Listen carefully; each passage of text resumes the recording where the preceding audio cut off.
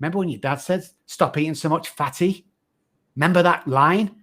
That's the reason today why you're still struggling and can't put it out your mind. That's the stuff I'm talking about. That's the shit that's stuck in trauma in the subconscious brain. And that's where all these depressions and addictions are. They lie in the subconscious brain. So I don't know when I'm going to relapse or when someone's going to relapse until I look at their behavior.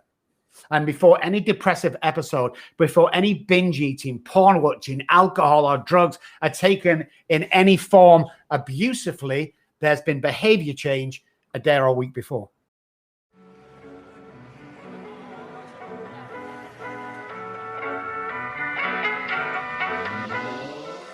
What happens when two dudes, one a retired Navy SEAL commander in Colorado Springs, and the other a hippie meditation teacher in New York City, get together to discuss living mindfully? That's a great question, because we don't know what will happen either. Raw, uncut, and unapologetic. Welcome to Men Talking Mindfulness with co-hosts John McCaskill and Will Schneider. Each week, we take an authentic dive into how mindfulness continually impacts our lives, deepens our relationships, and allows us to be emotionally alive.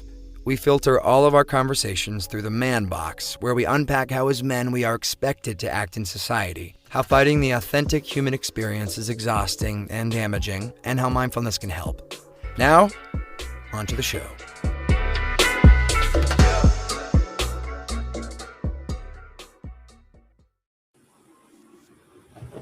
All right, here we are for another episode of Men Talking Mindfulness. John McCaskill here in Colorado Springs with my brother from another mother, Will Schneider, there in New York City. Got a great show lined up for you today. We've got a great guest we're going to get into here. We're going to be talking specifically about addiction and recovery, and we've got a recovery expert, a man who knows the pitfalls of addiction and how to overcome the disease, specifically the disease of addiction, Dr. Robb Kelly, and we'll get into an introduction here shortly. Can't wait to get into this all, but Will, you've got some announcements first. Yeah, I'm super stoked we have basically two announcements today, three announcements today. Get excited, everybody. The M2 experience is back, and it's going to start on October 27th with myself, John, and Teresa, and the whole crew. So if you're ready to improve your mental and physical wellness, join me and John and our partners at Movement RX for this 21-day online journey. We'll drop the link here in the notes as well. And if you're on the fence, join John, Dr. Teresa, and myself on the upcoming free webinar on October 21st, where we can introduce you to how mindfulness and movement work together to improve overall health and wellness.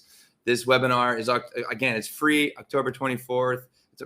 Free October 21st. At 6 p.m. Eastern time. Again, you can directly register for the experience through the MTM link that we're going to drop in here, or you can sign up, where you can also sign up for the two webinars as well. We have another link for that as well. And our MTM Swag is back. So we're going to do another sale. We're going to do like a 17-day sale for our, I don't have my t-shirt right now, John. We have t-shirts, hoodies. We're also going to do, there it is. Boom. Super MTM right there. We're going to do t-shirts, hoodies. We're going to have winter hat, beanies, and also trucker hats as well with our logos on. So that sale is going to go on October 22nd to November 7th. So be on the lookout for that. It's only a 17-day window, and it gives you the opportunity by ending on November 7th, an opportunity for, so you can have it for the holidays as well. For all your loved ones, can get some great MTM gear as well. Christmas swag. All said, yeah, Christmas swag from MTM. That all said, John, let's bring up Robb and let's meet Robb. And there is Dr. Robb Kelly. How are you, sir? Dr. Robb Kelly. Doing good, guys. Thank you so much for having me on. Yeah, we're awesome. So excited. Yeah, we are so excited. And as you said before, this is going to be the best episode of Men Talking Mindfulness ever. So hell yes. Hell yes. So quick bio, Dr. Robb Kelly is a world-renowned addiction expert who believes in treating the problem, not the symptoms. He has worked for many years helping addicts and alcoholics to recover their lives from the disease of addiction. Based on his own experiences working with addicts and alcoholics for over 20 years, combined with a PhD in psychology and as a recovered alcoholic himself, he is a triple threat against the disease of addiction. Robb has written a book about his journey to recovery, Daddy, Daddy, Please Stop Drinking, available on Amazon. and we'll drop that link in the comments here shortly. We're going to get to know Robb, his story of overcoming addiction, and much, much more. But first, as we start every show, Will is going to kick it off with a grounding practice. Over to you, Will. John, if you didn't say it, I was going to forget it. Like, I was already so excited to jump in and talk to Robb. But that's why we do this grounding practice, Dr. Robb, is a great way to kind of get some of the stress, get some of the anxiousness out, but also an opportunity for our audience to learn. And I've seen a lot of people commenting about how much they love the grounding practice in the beginning and at the end of the show. So that said, let's find a seat. If you are sitting down, again, if you're driving, walking, shopping, whatever, maybe just pause and find your feet on the ground and just stop what you're doing. If you have and you're available or able to close your eyes, and relax your shoulders. Create a nice long spine, and let's just take an exhale out the mouth. Really, deeply exhale that breath all the way out. And here we go. Take a nice big inhale through the nose. Pause for a second. Take another inhale through the nose. And exhale out your mouth. This is a great breathing technique to help just relax from stress and anxiety, but also ground yourself. Let's do 4 more rounds. Inhale 1. Keep going. Inhale. Hold for a second. Take another sniff of air through the nose. Exhale out your mouth. Keep going just like that. Inhale. Another hit. Exhale. Couple more. Bigger breath if you can. Even get more proactive on that first inhale. Hold. Another inhale. Exhale. Great. We'll do one more. Inhale. Inhale. Exhale. And just take a moment, remind yourself why you're here. Check in how you're feeling. When you're ready, open our eyes. Welcome everybody to the show. Dr. Robb, once again, amazing to have you here. Oh, I think you're on mute there, my brother. I think you're muted. Oh, yeah. Thanks for having me, guys. 2 things to say. First of all, thank you for that meditation. It was awesome. Absolutely. And secondly, I'm an extra large for a hoodie and a hat. I'm just putting that out there. You never know, do you? We'll make and sure I'll wear we it next time I'm on TV. That. So, that would be fantastic. Yes, we will get that in the mail. I love it. So, hey, Robb, in reading your book and watching some of your past interviews, you really seem to have a lot of fun with helping people heal from addiction. Let's get into your story, and then Will and I will jump into some questions. But I would love you, if you could, give our audience an overview of your background and what brought you to this point right here, right now. Well, I was on stage at the age of 9. I always wanted to be a musician. Musical family. I grew up in. Auntie and uncle were musical, and they were actually performing for many years. So when I was 9, I was very competent with the bass guitar. So I went out on the road with them.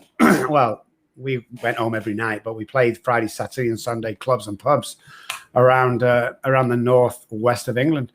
And I remember at Liverpool Irish Centre in Liverpool, where the Beatles come from. I took my first drink at the age of 9. What I know now and not then is that set off my alcoholism, because alcoholism, when you mention that, they go, "Hey, well, I know what that is. It's somebody who drinks so much alcohol." Alcoholism is a predisposition, which enlarges through trauma. So I got through school okay. I was a musical genius going through school. I couldn't play football very well. Cricket, I'm not very good at. But music, I was always good at. But, I grew up on what we call a council estate, and guys in America would call the projects. Really low-class housing. Dad was worked for the gas board, and my mother was a cleaner of houses for other people. So I don't know what it is. My auntie was always wanting to be better themselves. I don't know whether that had anything to do with the genes, but I always knew that I didn't belong to that lifestyle. But I carried on. I was always looking to expand. Really early on, I I applied for a job at Strawberry Studios. And basically what you did is you go in what's called session work. You go in, they'll give you a couple of pieces of work. You play your bass track. You go out, to give you a bunch of money. I quite like that. So I less gigged and more studio work, which was awesome. I also joined the Freemasons at an early age in Manchester, England, because it's very, very secretive over there. Not like over here, you see a big sign on a window. It's like, oh my goodness, you've got to, no way. So I was the organist there because they needed an organist. So I had contacts there that got me into Oxford University, which was either right or wrong. I don't know. But what I will say is, going through all that, when I attended school, I always felt less than. And these are the alcoholic traits. I always felt not in my place. And I always felt the imposter. I still feel the imposter today. So that's that. I think that's going to be with the rest of my life. So I got through college. First job was a police officer. Peer pressure from the Freemasons. Everyone were police officers, high-ranking police officers. And it didn't last long in there. They fired me for being drunk. Then I worked for a telecom company way before the phones came out, where there was a mix between the army services and this new telecom that was supposed to come out in 10 or 15 years' time. And I thought, I can do this after 2 or 3 weeks, a month. I don't know how long. I can do this. And that's what I've always said. I don't need to go to medical school to learn to be a surgeon. Show me how to do it in 3 days, and I can do exactly the same as you. I learned by watching, and that's what I did. So to pay for college, which I didn't know then, this was all happening kind of at once. I applied. I saw a bass playing job, same again with the music melody, it was called. And I looked at a bass playing position going to Abbey Road. This was like late 70s. And I thought, I can do that. So I went down with 30 other men who were seasoned bass players on the road, some of them with famous people. But I had no fear.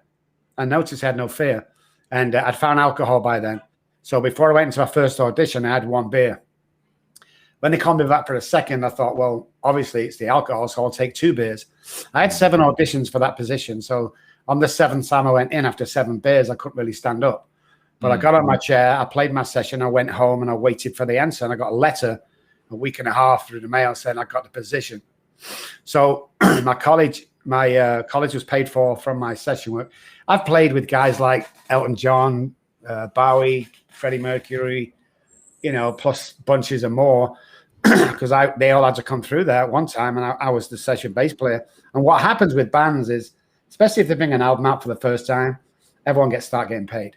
So when the bass player of blah blah was too drunk and wasted on drugs because he just got his $500,000 from the record company, and he's not available or in rehab, they'd call people like me in. And at the time, you could either get a mention on the album, and I think it was something like £30 back then, or no mention.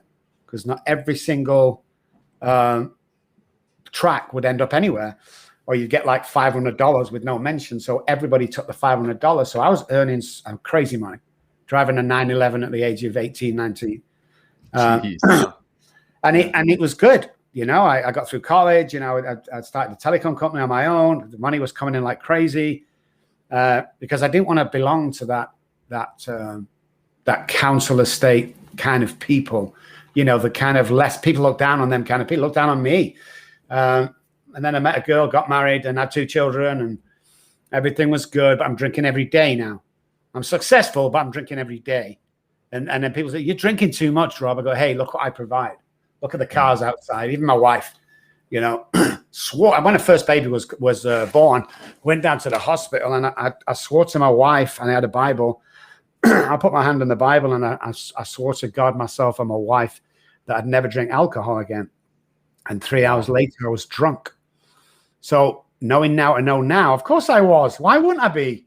I have this predisposition that people didn't know of then, and the violence in the house. And I remember coming down one day early in the morning. I'd been drinking for 48 hours, really heavily, not just drinking heavily. And I came down, crept downstairs quietly, and looking for a bottle of vodka. I found it. Now, for an alcoholic who needs a drink, find a bottle of vodka in the kitchen is a bit like someone winning the lottery. And I don't joke. The feeling was absolutely unbelievable. I put the bottle on the side. I turned around for a second. to get a crystal glass because, hey, I'm not an alcoholic. Need a crystal glass worth $20, $30.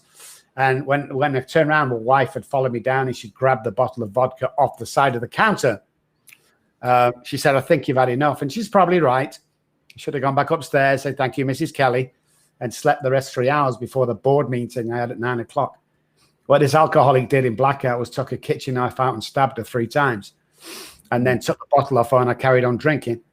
I called the ambulance and I had a cab waiting outside. By the time the ambulance and police turned up, as soon as I heard the sirens in the background, I was away to the airport and I fled to Spain for 3 months until the charges were dropped of attempted murder.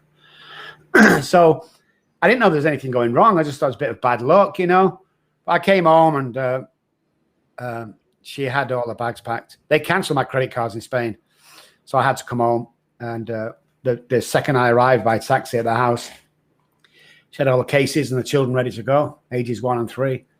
And she said these words, I'll never forget it, guys. She said, I love you to the day I die, but you're not killing our children. Because I'd fell down the stairs with the eldest one, who was 3, because Daddy wanted a drink, trying to get round her, you know, come on, Tony, come on. She was trying to get down the stairs, little girl. I knocked her over and we both went falling down the stairs because Daddy wanted a drink. Disgusting when I look back on it, but I was sick. I wasn't a bad person trying to be good here. I was a sick person trying to get well. And that's another myth of the disease. And some people don't even want to call it a disease, but we have evidence it's a biochemical reaction in the brain, comes from a predisposition, not to alcohol, but the ethanol in alcohol. That's what I'm actually allergic to. So she took them. And I remember stood in this big house going, there's no way is she taking my kids off me. So I called my attorney, who we used to pay about $1 million a year to. God bless that guy. He went to court and next day he come back with my children. I remember taking my children. I opened the door. I give him his check for, I don't know how, fortunes, I think. Brought him in. I sat down in front of the TV. And I'm like, yeah, that'll teach you. And be careful not to curse here because I usually do, but I don't know who's listening. So we go a bit overboard sometimes with our swear words. So go ahead. And one of our mantra for the show, Rob, and it kind of fits you very well, is raw, uncut, and unapologetic. Excellent. Right? So, so be who you are, Rob. We appreciate that. So we sat the 2 girls down. I went into the kitchen and the thought crossed my mind, wouldn't it be good if I just have 1 drink to celebrate? And I had 1 drink. I remember the first bottle. 3 days later, when the police kicked the door down, because Daddy's absolutely wasted out of his mind and been to the liquor store times and left the children alone. They've not been fed for 2 days. They've not been changed diapers for 2 days. He kicked me, the police officer. He looked down at me and he threw a paper. And I grabbed the paper and through squinted eyes, I looked unfit father. And he took my children out. I'm so glad they did. But at the time, I was furious. And I came to the door and Mom was there. The authorities were there. Child protection. The police were there. The ambulance was there. She was there, my wife and mother-in-law, and they took him off the police. And the 1-year-old was being carried, and the 3-year-old was walking down the path. And she said 3 things to me. She said, "Turn around." She said, "Daddy, Daddy, please don't go." And then she started walking down the path. They turned around again and she said, "Daddy, Daddy, please get better." And when they finally got to the gate and they opened the gate, she looked back 1 more time to me. This always gets me. And she said, "Daddy, Daddy, please stop drinking." And I couldn't do it. I went back in the kitchen, opened another beer, and 6 or 7 months later, the kids had gone, the wife had gone, the cars was gone, the medical license was taken off me, my holiday home had gone, Mum had kicked me out, parents didn't want nothing to do with me, my dad. I went from there to friends to acquaintances, and acquaintances to the streets. And I literally had nobody. I was abandoned on the streets. Nobody would speak to me. Everyone changed the locks on the house. And as soon as I called them, "Hey, Mom," bang, phone would go down. And they just give up. And it was a horrible, horrible time. I had to fight every day to survive. And I don't mean, oh, this is a struggle. I mean, literally fist fight every day to survive. I woke up one morning, the guy next to me had been stabbed to death for his sneakers. Oh, wow. And I'm all freaked out. There's a dead man. They're going, "Oh, yeah. Must have had some nice training shoes on him." And I'm like, is this where I am? Is this what it's come to? But yeah, that bare knuckle fight for about 6 months to earn money. If I couldn't earn money, because I still had my respect, I would steal alcohol if I couldn't pay for it. And it was rough. It was a rough time. And there were 6 suicide attempts. And on 2 occasions, I succeeded. My heart stopped and they brought me back to life again. I hated them guys for that for many years. You see, I didn't want to live with alcohol. I couldn't live with alcohol, and I didn't want to live without it. And stayed there for 14 months, guys. And if I was going to be honest, and I don't think I ever said this in an interview, I kind of got used to it. I kind of got comfortable on the streets. Wow. You know, I kind of like that, not being responsible for anybody and me not having to answer to anybody. And, you know, that went on. And the reason why I got off the streets is one morning after 14 months, I'm walking down the back end of Manchester. I don't know how somebody found me, but I dropped down to my hands and knees crying from my stomach. I was doing that really sobbing, aching stomach cry. And the crazy thing goes, though, guys, I wasn't crying because I'd lost my children, my wife, my house, my money. I was crying because the first time in my life I realized I couldn't stop drinking. I looked up to the sky and I was done. And when I mean done, you've got to imagine the worst of I was done. I didn't care what happened. I tried jumping in front of trains. I tried falling off buildings. I couldn't die. And I'm like, fuck, I just want to kill myself. I couldn't die. And I looked up to the sky and I said, okay, if there's a God up there, I can't do this on my own anymore. 30 seconds later, a guy walked around the corner, little Bible in his hand. He took me back to his house and he said, you can stay here for as long as you want, Rob. I'm an alcoholic and a Christian. And that's where my journey started. Wow. Yeah. Well, then he also took you to the AA meeting, and that's where you met John. Yeah, John. Right? I only used to tell people about John about 4 years ago. Because I really got to say, I really enjoyed reading that in the book. Like it's just, there seems to be some sort of, I guess when you're just so down, so desperate, so completely done with life, as you've said, or have you expressed, it's like, you know, then there's like this divine intervention or something like that, that somehow it's like pulled you out of the depths of another, like a potentially successful suicide or something. Yeah. And I didn't want to, I don't believe in intervention, divine intervention. I don't believe in angels or God or anything like that. I was just, you know, but there's been some remarkable things that's happened. There's a bunch of things happen that you would scare anybody that went through one of them, but one of them was meeting John. And he told me categorically that when you leave here after 12 weeks or 10 weeks, no, 12 weeks, your life will change. And the very next day it did. And he said, guarantee people can recover. That's what God wants you to do. Now, I took a lot of crap for that in meetings, in 12-step meetings, but I stood strong because I was like an ex-half professional bodybuilder. I was a martial arts expert. I could box, so I could look after myself in the meetings, and no one really argued with me. But yeah, it's been a journey and a half since then. But my program today, the reasons why it's probably 97% success rate is the program was from John and God and my psychology and the behavioral science, the second PhD that I took combined. So again, I just repeat what was told to me. And like when I was talking to you, as God said, that guarantee people can recover. And that's when I first went in rooms and said, my name's Robb Kelly and I am a recovered alcoholic. So that angel stood in and gave me what I have today. So it's unbelievable. But yeah, that was the biggest turn in my life was John. And we've never found him. We tried everything. We couldn't find him. Wow. Yeah. He just disappeared seemingly. So, wow. Can you actually, let's just start, John, really talking about how alcohol is actually a disease, where instead of it just being like you mentioned in the book, just stop drinking. And there's a lot of, someone right here is a lot of like labeling issues and families and all that kind of stuff. So here's what it breaks down. Yeah, here's what it breaks down, John. Thank you for your question, John. Great to meet you. If you're a heavy drinker, then you don't want to be labeled. If you're an abuser of alcohol, then we don't want to label you. There is a qualifier that we have to make sure. You see, alcoholism is the only self-diagnosed illness in the world, period. 10 DUIs do not make an alcoholic. So if you have 10 DUIs, there's no alcoholism in the family because it's generic, it's passed down from generation, then you're not an alcoholic and don't label yourself as such. The reason why we label them and me is because we pre-qualified them and their own admittance that are an alcoholic. So, John, beautiful question. If you have somebody who's a heavy drinker and you call them an alcoholic, they're going to drink more because they're pissed off at you. Well, I had that label, so I might as well. But they're only still a heavy drinker. So here's the crazy part, John, is you can't drink yourself into becoming an alcoholic. We're either born this way or we're not. You can't drink You know, I know people drank more than me, not alcoholic. Now, the differ changes with drugs because the predisposition in alcoholism is passed down. So for my first drink, I'm done. I'm always going to end up where I ended up, period. Die of alcoholism if I don't get my shit together. Now, addiction, drug addiction, that you have to take drugs for a period of time before you get attached to them, before you get relying on them, and then you become addicted. So there's two different parts of the brain. They are different, but they present the same.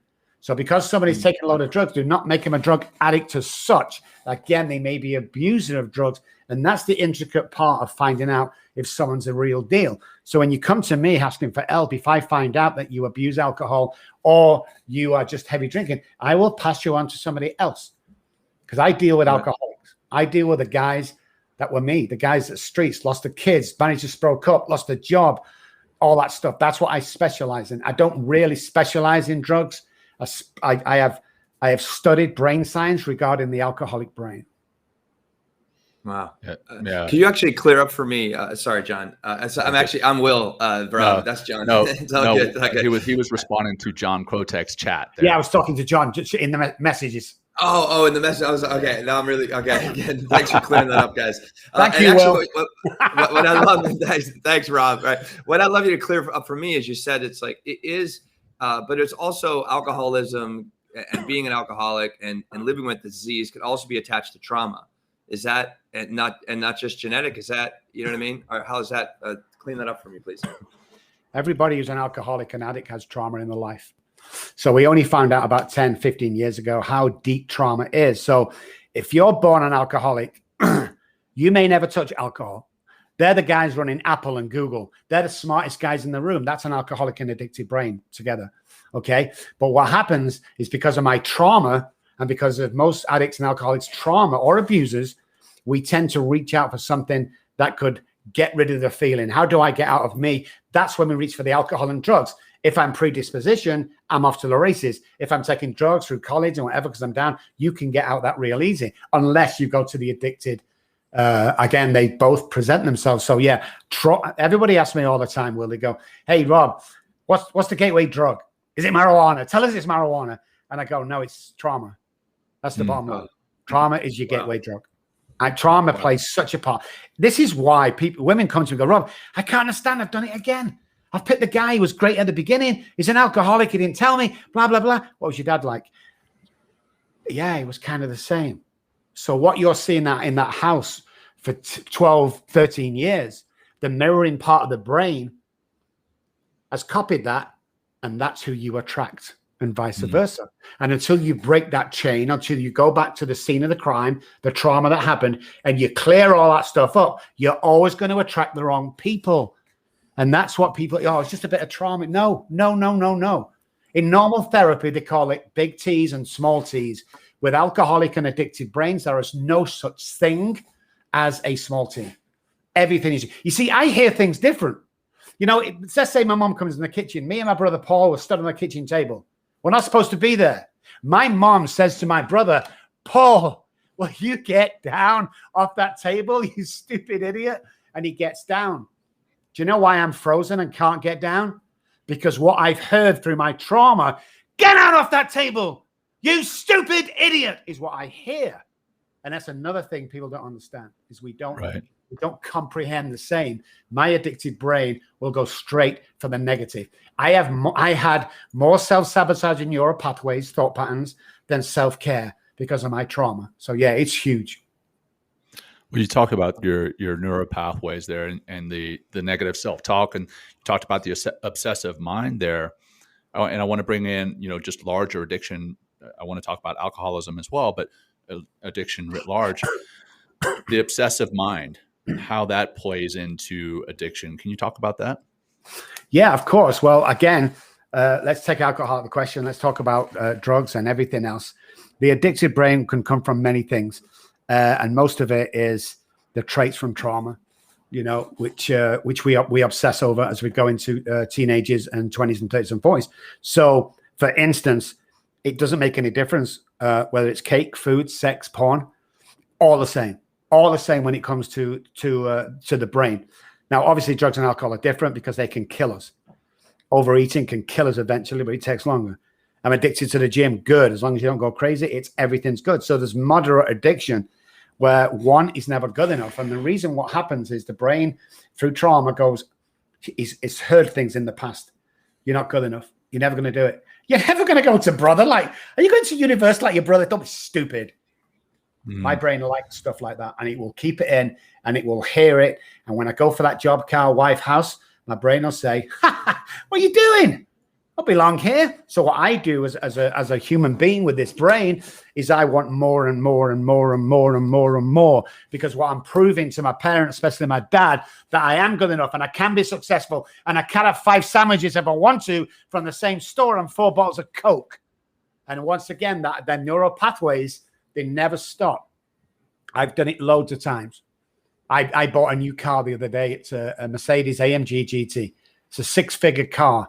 I'm driving home and I saw a Porsche 911 GT, and I looked at that and thought, I think I want to buy that. Never satisfied. Okay. Listen, them guys know what I'm talking about out there. We're never going to be blonde enough, thin enough, tall enough, or rich enough. And as soon as you settle for that, and again, not giving a shit what people think of you, and when you get them two in your life, then you start to live life for what it is. Because the reason why we obsess is we hate ourselves deep down inside.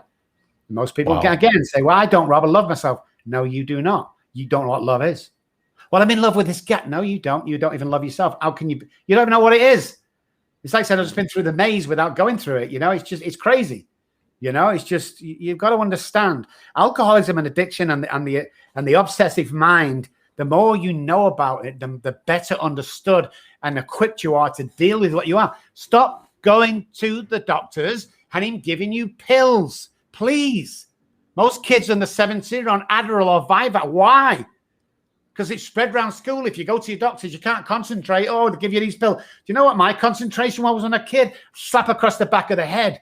You know, it's like all these crazy drugs out now. What was the matter with morphine? Morphine was good enough for the guys, my dads and moms and all that generation. It's like obsessed. Let's more, bigger. Come on, let's go. All the time. The world is like that. It's no wonder we're always obsessed. If you don't know whether you're obsessed or not, take your friend for a sandwich somewhere. Ask your friend what he wants. He'll go, I'll have a beef sandwich and there's a can of Coke. Yeah? Then watch what you go. Well, give me 2 of them and I'll have one of them cakes and give me 2 bottles of what? That's the obsessive mind. Right. Yeah, I definitely, I can sympathize, man. I am right there with you. I always wanted to do better, always wanting more. And this comes to our conversation the other day, Will, with Molly Carmel and our addiction to sugar, and how we eat something that has sugar in it and we are an addict to sugar. And then suddenly we want more and more. And that obsessiveness, that obsessive mind comes into play all over the place in society. So sorry, Will, I cut you off, brother. No. I like you're talking about this addictive brain, and it sounds like it's developed in order to kind of deal with the trauma, deal with those negative voices. So we go actually out and take action, right? I mean, whether we're drinking or taking drugs or eating sugar, and that gives us like it gives us a feeling like, oh, hey, I feel okay. I don't those voices and those things that I don't want to deal with aren't rising to the surface. And we just continually go through that habitual thinking loop, active loop. I mean, is that how this kind of addictive brain is formed? Yeah. It starts as something fun, something to get you out, something to pick you up, anything, food, sex, porn, just pick. Then it becomes something that you do every day. Then it becomes an addiction you can't put down unless neural pathways change. So it's like energy drinks. Most people give up drinking. Oh yeah, how many energy drinks? What's that got to do with anything? Does it change the way you feel? Well, it does. Do you know why? No. There's an ingredient in every energy drink that's 1,000 times stronger than sugar. Read the ingredients on the back. Acetylcholine, I think it's called. Read the ingredient. You'll see it on everything. You've become addicted to sugar, and you're drinking because it gives you energy. Why do you need energy? You're not getting enough sleep. Drink more water. Go exercise. That'll give you more energy. Why relying on these things all the time? There's a great movie that came out. And if you haven't seen it, guys, and you're interested about how we perceive life and how things can change for us, because listen, I want to tell somebody out there, listen, you can be whoever you want to be. Don't ever sit there and go, oh, well, Because if you think you're not good enough, if you think that you'll never attain what you want to attain, I want to apologize to you guys because somebody's put that there. We are born with $1 million minds. Stop hanging around 10-cent minds. So it's the way we look in life. It's like quantum physics. It tells us we can be 25 places on a basketball court, for instance, at the same time. 25 places. I know where I want to be. I want to be over near the net, the goal. So when I get the ball, I'm banging it in the net and boom, I'm the hero of the game. I know what you're thinking. Well, how do I get there? Well, you've already visualized it. So here's what we do. You walk over and you take that position. Don't be begging for shit. Don't think you're not good enough. The only reason why the CEO is earning $2 billion a year and you're sweeping the roads is because you don't believe in yourself. Nothing wrong with sweeping the roads. I did it for a long time. I'm just saying the thought pattern. He believed he can. Right now, you don't believe you can. And that's the difference. Well, I can't be president, Rob. I beg to differ. A businessman ran the country for 4 years. So don't give me that shit that you can't do anything. So it's all about visualization. What you can visualize in your head, you can hold in your hand, and that could be the new obsession. You know, I say to myself every morning, I was homeless, guys. Literally started from nothing. I don't want to brag, but I've never bragged. But listen, I live an amazing life. They call me one of the best minds in the modern addiction world. What? My neuroplasticity research and brain science is worldwide renowned. What? Me? The guy that stabbed his wife 3 times one night? The guy that walked out on his me? Yeah, me. Because I visualize it. And I have tenacity and I went for it. And everybody I tell this to, they all text me and call me, Rob, I did it. I got that job. Of course you did. What do you want me to do? Get excited? Of course you did. That's how the universe works. You know, the universe wants to give us so much and we want to ask for so little. God, can I get a $10 rise? $10 rise? What about taking the position of the CEO at that company? Why can't you do that? $10 rise? Come on. You're better than that. If you want to be the best road sweeper in the world, we had one once. He became a foreman of that crew. That's all he wanted, and we got him there. If you want to start a business and become a multi-millionaire, we'll take you that way and we'll get you there. It's all here. And that's what it's all about. Forget the drugs, the alcohol, the women. It'll all come. The women, cars, and girlfriends, and wives, and husbands. If you want it bad enough, it'll come. You just got to work at it like I did. Don't take no for an answer. Listen, show me your friends. I'll show you your future. And what I mean by that is I first came over to America 15 years ago, and I said to the crew then I was hanging around with, I surround myself with 5 friends always, thinking of writing a book. Don't be stupid. A book? You mean a proper book? And I'm like, maybe not. Years and years on, when I'm surrounding myself, thank you. There it is. When I'm surrounding myself by the right people, I go, I'm thinking of writing a book. And this is what I hear back. What? You haven't got a book out already? We thought you had a book out. Oh, really? Oh, my God. It would be so awesome if you. That's those are your people. Yeah. Those are your people. Yeah.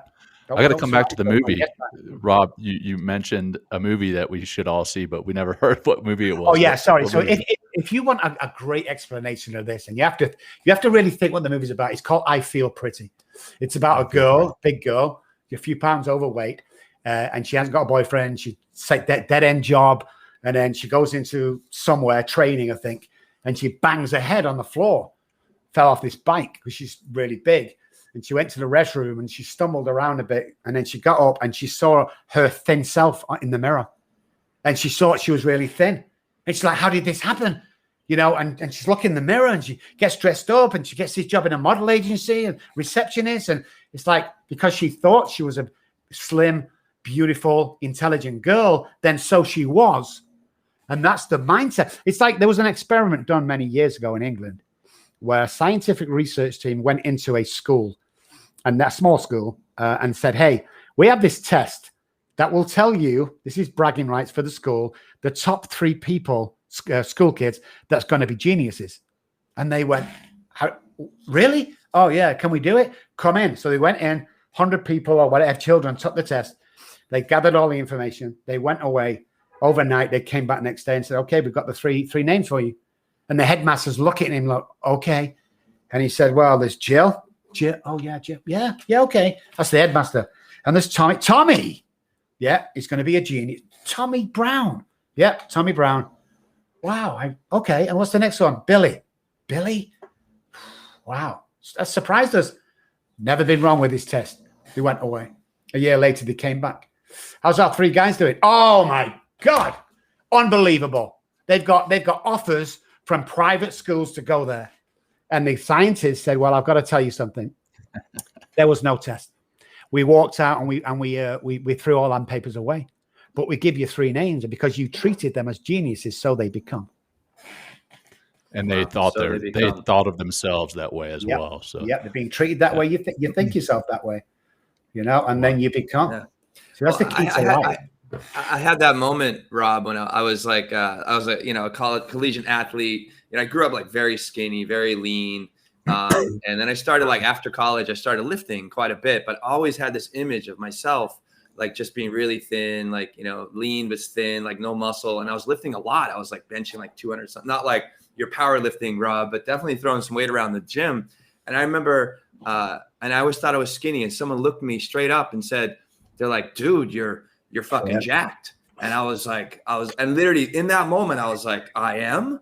And I completely, I couldn't believe. And then I started calling myself FJ for fucking jack, at the gym. I was like, call me FJ at the gym, guys, And literally that moment, I was like, it was like, it's true. It's true. So they become, right? Or so you believe, right? It's true. And then once you believe, you're off to the races. I mean, the hardest thing for me is complacency and being humble all the time, because when somebody flies you over on a private jet to the Paramount Studios, and you are always surrounded by an assistant and clothes guy and makeup guy, and taking to a private room, and they're doing all this stuff. And I go on, the last program went out to 18 million people. I'm going to walk out there. I walked out there. I was like, oh, wow. Yeah. Oh, Dr. Kelly, you were so good. Yeah. Thank you. You were amazing. Thank you. I get to the reception. I said to my wife, where's my chauffeur? And she went, slap across my face. And she looked at me and said, first of all, it's not your chauffeur. Secondly, get your feet on the ground as quick as you can, boy, because it carries on like this. We're not going to get on the plane together. And it was so good because I surround myself with people like that, I mean, I want to be an influencer when it comes to alcoholism and addiction, behavioral, eating, food, sex. I want to be that guy, but I don't want to be that guy to be seen to be just throwing it in everyone's face. I tell people how I live and what I have for a reason. It's like, I am no different than yours, no different than you. If I can do this, you can do this. And the world is out there for you to take. Yeah. Woo, getting him. Let's go. This is good. This is good. I know, Rob. John, what do you got? Yeah, well, Rob, this is kind of tied to what John Krotek's question was earlier about the labeling. And in the book, you mentioned how alcoholics are judged, how they're shamed, how they're even threatened and punished. And then at the same time, you mentioned that you're not excusing an alcoholic's behavior because the destruction it causes in others and their own lives. What can a friend or a family member do for someone? What's the first step they can take in order to get somebody on their own road to recovery? It starts with dialogue, as silly as it may seem, but there's the 3 types of alcoholism. There's a moderate drinker, the heavy drinker, and the alcoholic. 3 stages completely, depending on what stage they're on. But I always say to people, man, I'd rather have an argument with somebody than attend your funeral. So you should be educating. If there's addiction in the family, let's start educating these guys at 8, 9, 10, 11, that there's addiction in the family. If there's somebody in the house or a friend that is drinking too much, start dialogue with them. As a friend, I love you. Don't you think you're going, oh, no. Well, just think about it. I want you to, just for me, let's just calm it down over the next week or so and see how we go. Just keep monitoring. If they start to drop out your circle, if they're a child, a teenager, and they stay in the bedroom most of the day, if they're unkempt looking, if they, not going to sleep till 4 a.m, you need to look at behaviors. You need to search bedrooms. You need to start asking questions, because nobody did that when I was doing that. And hundreds of millions over the years who have died, because once you get to a certain point, if you have a predisposition and we don't know where it is and you cross that invisible line, there is no coming back unless you have help. That is really, really good. And I want to say this, and I want to be careful. Okay. There's a lot of crappy treatment centers out there. They're letting Johnny in for his 4th time, still paying 30 grand a month. Them guys, we don't have nothing to do with, but there are some good places. So call them, call us. We're not in the business of selling you shit, by the way. It's very hard to get into our program. You can't buy our program. You have to earn the program.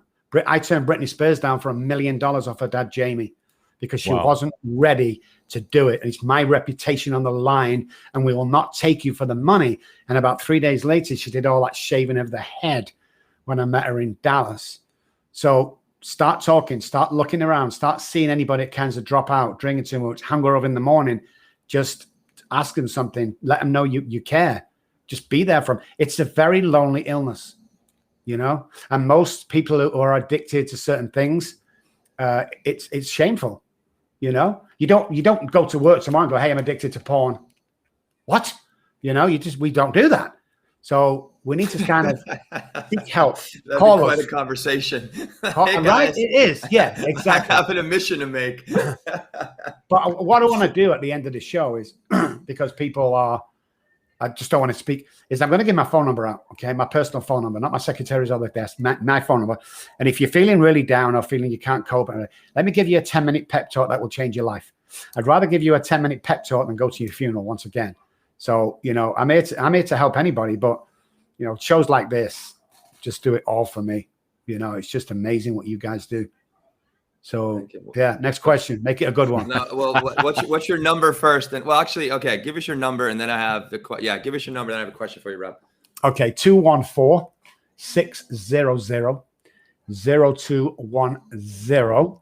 Now, always best to text. Give me your name, text, because sometimes I'm in something that I can text, but I can't talk.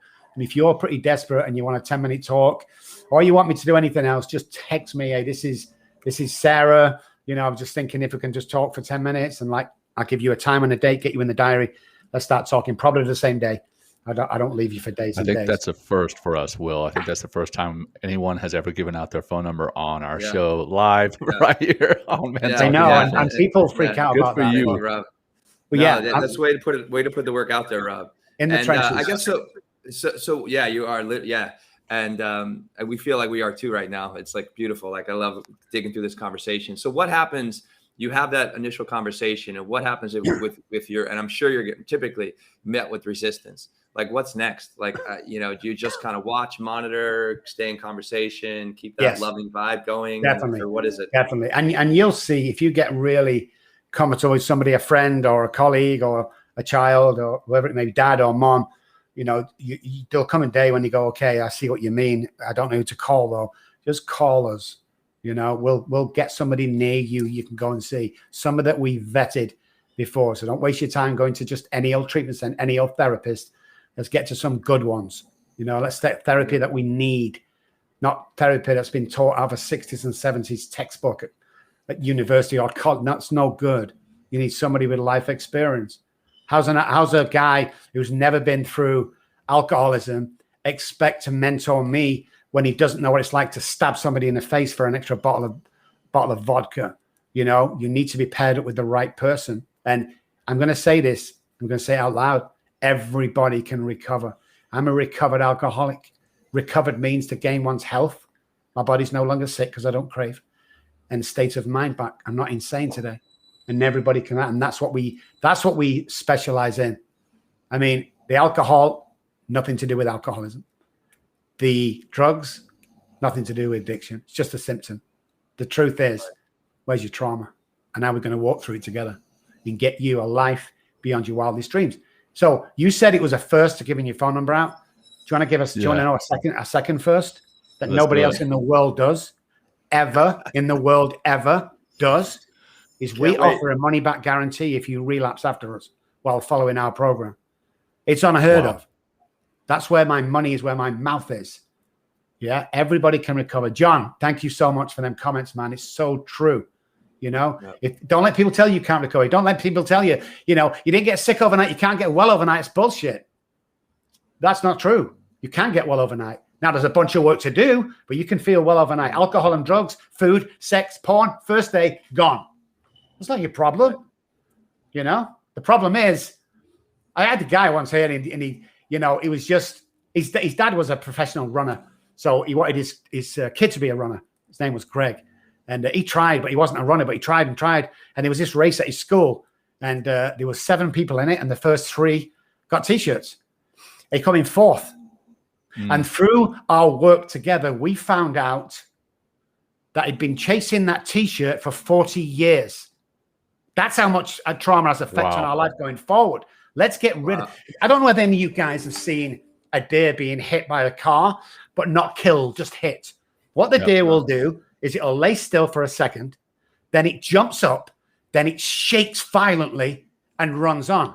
That deer never suffers from trauma from that hit car, because when it gets up, it shakes all the trauma off and carries on. We don't do that as human beings. What we do is we stuff it down, stuff it down, stuff it down, and the body keeps score, stuff it down. It's a bit like a zip file on a computer screen. One day while you're just chilling out, you click on that, wham, it all comes to you. And that's where your breakdown is, and your bipolar and depression and all them, not so much bipolar, sorry, depression and addictions come from, is you got nowhere else to go psychologically. That visual of that right there with accidentally clicking on a zip file and it just exploding on the computer. That oh my God, all these files. Oh my God. Like, it's overwhelming. That was perfect. And I love, the use of the word trauma here. So much of the time the word, when you hear trauma, you're thinking somebody physically or sexually abused, a car wreck, the loss of somebody on the battlefield. Those are traumatic experiences. Absolutely not minimizing those at all. But those are what we visualize as trauma, and we do minimize other traumas. So like you mentioned, that one kid who came in fourth in the race and didn't get the shirt, that was traumatic for him. Yeah. And it was traumatic enough to where he chased that shirt the rest of his life. And that could be the trauma that you mentioned before. I stopped him doing everything, by the way, John. I stopped him doing everything in life. Yeah. Menial jobs. He never had a girlfriend. And that's why he didn't. Because every time he tried to, he would hear in his head his dad's voice. The brain doesn't know the difference, guys, between war in Afghanistan and war in an alcoholic house where the husband is drinking. Everybody's walking on eggshells. Nobody knows when it's going to kick off. And the bottom line is nobody knows when they're going to die. Because I've seen some horrible deals done with drunken, including me, when we stab people, shoot people, kill people. You don't know. It's unbelievable. And we need to start looking at this. The brain, we only know about 20% of what the brain does and how it processes. But the trauma part of it, for anything that you do that's unhealthy, there's a reason for that in your past. If you always continues on a diet, but you can't seem to get to the weight, if you trace it back through brain spotting, is what I do. There's only 3 in the country or world that does it. I'm one of them. Pupil, subconscious brain. We bring that stuff out. We take you back. Remember when your dad said, stop eating so much fatty? Remember that line? That's the reason today why you're still struggling and can't put it out your mind. That's the stuff I'm talking about. That's the shit that's stuck in trauma in the subconscious brain. And that's where all these depressions and addictions are. They lie in the subconscious brain. So I don't know when I'm going to relapse or when someone's going to relapse until I look at their behavior. And before any depressive episode, before any binge eating, porn watching, alcohol or drugs are taken in any form abusively, there's been behavior change a day or a week before. And that's where we spot it. My second PhD is behavioral science. Let's stop ignoring the bug. Do you know when you get a gut feeling, guys? That gut feeling is real. It's not some myth. It goes back to the tribal days where one of the tribesmen would get this gut feeling, wake everybody up and run or hide or get ready to fight. It's a true thing. Your body's telling you something's not right. And the more you listen to that and watch your behavior and your selfishness and what a guy came in again a couple of years ago. He relapsed in August because of this stupid woman that was using in his office a Christmas pen that her mum had bought her in December. And it's July and she's still using that pen. Boom. There's your relapse. Before you touch the alcohol a week later or the drugs, that is your relapse right there. You drink here. Here's where you relapse. This is not your relapse when you take it. That's death. When it comes to alcohol, this is your relapse over here. And it's about tracing all your behavior to make sure that you stay on track. Wow. That actually brings me to a question that kind of wraps this up into the mindfulness realm of things, right? We talk about men talking mindfulness. That's what we talk about on the show is mindfulness. We talk about meditation, but mindfulness is really nothing more than being aware of the present moment and the physical and the emotional that you're feeling. And that right there, noticing that relapse when you cross that line, it takes that awareness. It takes that emotional awareness, that mindfulness to be aware. Have you ever heard of people implementing mindfulness or meditation in overcoming and understanding addiction? We insist on it. It's part of our program. Fantastic. Mindfulness, somatic experience is mindfulness, central body, and obviously the brain. But yeah, you need time to stop around. You need time to meditate every morning if you want to succeed in life. The men before us who were warriors meditated and prayed to God every single day. Now, there's 26,000 gods. Just pick one, but you have to meditate because there's so much healing done. It's a bit like sleep. Around 2 or 3 o'clock is when most of the healing and regeneration is done inside the body between them hours. So if you're mixing your hours up, going on shifts, it's very hard to replenish the body. It's the same thing with meditation and mindfulness. I always say, are you mindful or mindful? There's a big difference there. If your mind is full, you're not gonna be able to do anything in life that you want to do. Look, I went to bed last night. I was 18. I woke up this morning. I'm 60. Where the fuck did all that time go to? That's how quick it goes, guys. Every single day should be precious. Every single day. I compliment 3 people every day for 2 reasons. One, they're going to have an amazing day when I say, oh, that's a great shirt you've got on. Oh, I love that. Oh, nice. God, you look beautiful today. Wow, it's amazing. And secondly, is when I say that, dopamine's released into my brain. And I like dopamine. What about you guys? Yes. Yeah? But it all comes about replenishing this. You can't pass on to anybody something that you have not already been through and not already have. So when you have that mindfulness, you start seeing the grass green. You start listening to the birds, seeing the trees around you. You wake up next to your wife in the morning that you've kind of not really got on for so many years, and you think, wow, what that woman does for me is phenomenal. And you get a better person every single day because that's what life's about. That's what you think your kids grow up quick. You're growing up quick. You're growing up so quick. Why not leave somebody with an amazing feeling today? I'll finish on this real quick. There were 2 bodies of water in Japan that a scientist was working on. He put one body in one room and another body of water in another room, 25 gallons or whatever it was. In the room A, all the staff were allowed to walk in and curse at this water, as stupid as it may seem. And it would play crazy, horrible music with cursing words in and everything. And in the other, it was things like Mozart, and they walk in and they would compliment the water. And everyone thought this scientist was crazy. After 3 to 6 months, when they looked at the water and the sample from the water in A was undrinkable.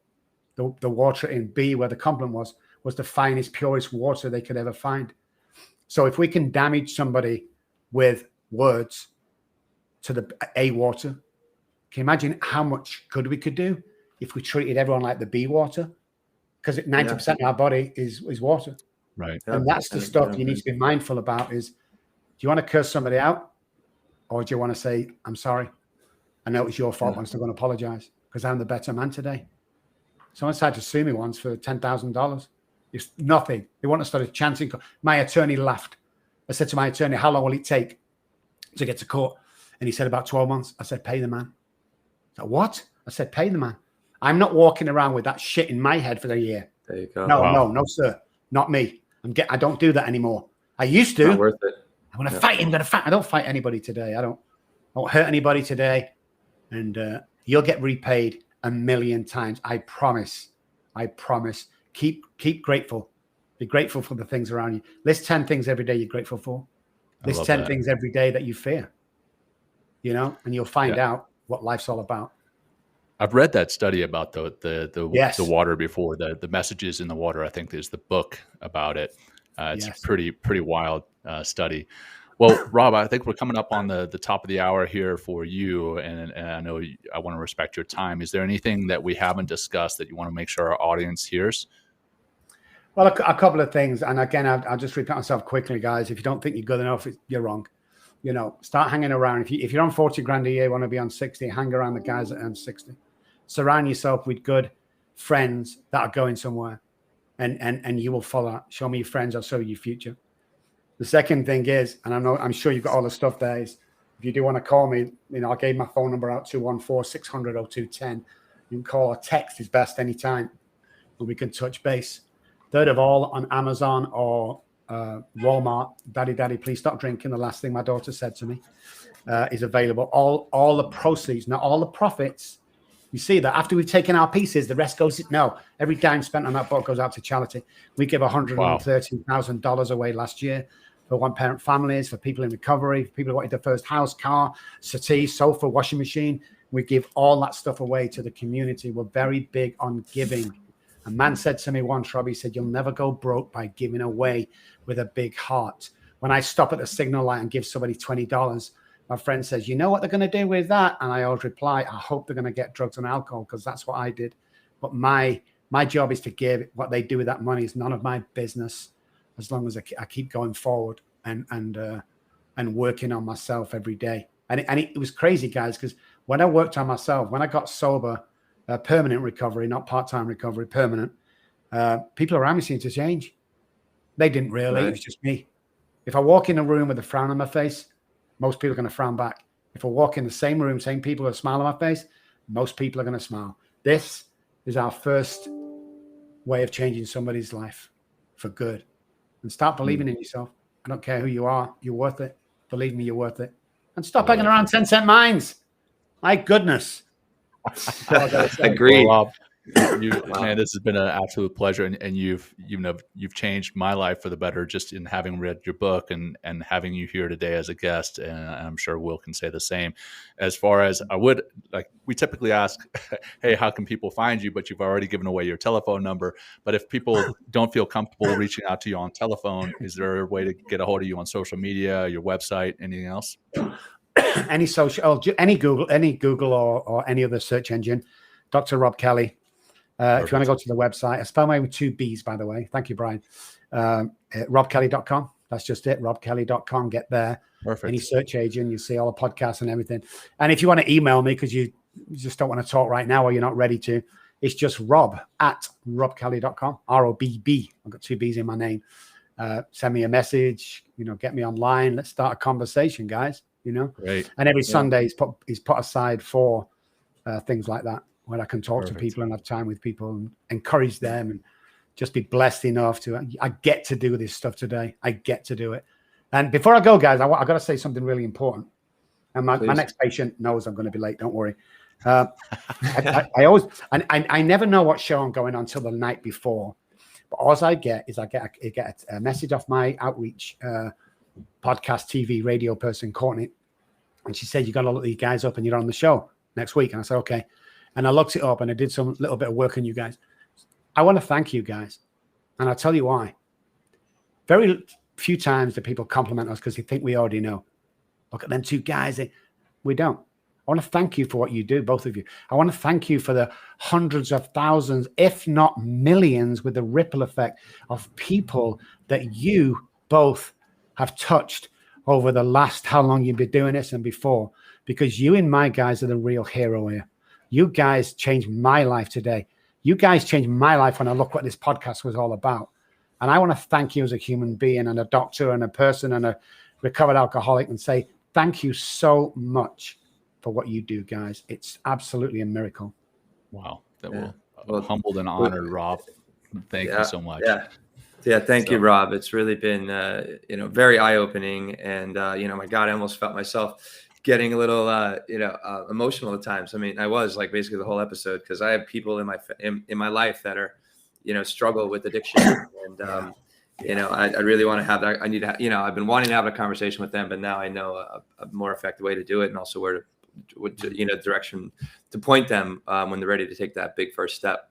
But we have John, if you don't mind, Robb, just another 3 minutes of your time. If you got to go, you got to go. We have our grounding practice just to kind of close out all this amazing energy and knowledge and wisdom we received, and kind of bring it home deeper into our heart, deeper into our mind, and into the world. So John, please take it away. All right. Yes. And as Will mentioned at the beginning, when he did his grounding practice, if you're in a place that's safe to do so and you're comfortable doing so, go ahead and close your eyes. Otherwise, just be comfortable and just listen to the words that are coming out of my mouth and get comfortable.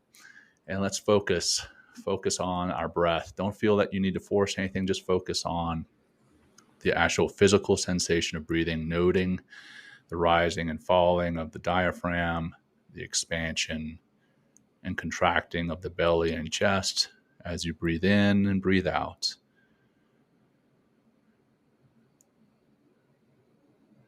And then just think about the emotional state, the emotional roller coaster we've been on this last hour with Dr. Kelly, and what he has taught us and taught about visualization and taught about your trauma that you may be minimizing in your life and you may be boxing it up. Just think about that.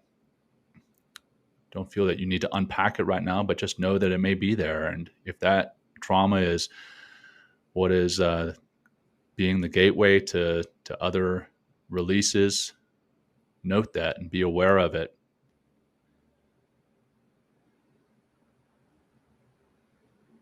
And then just, again, take stock in where you are in your mind, in your body, and in your nervous system.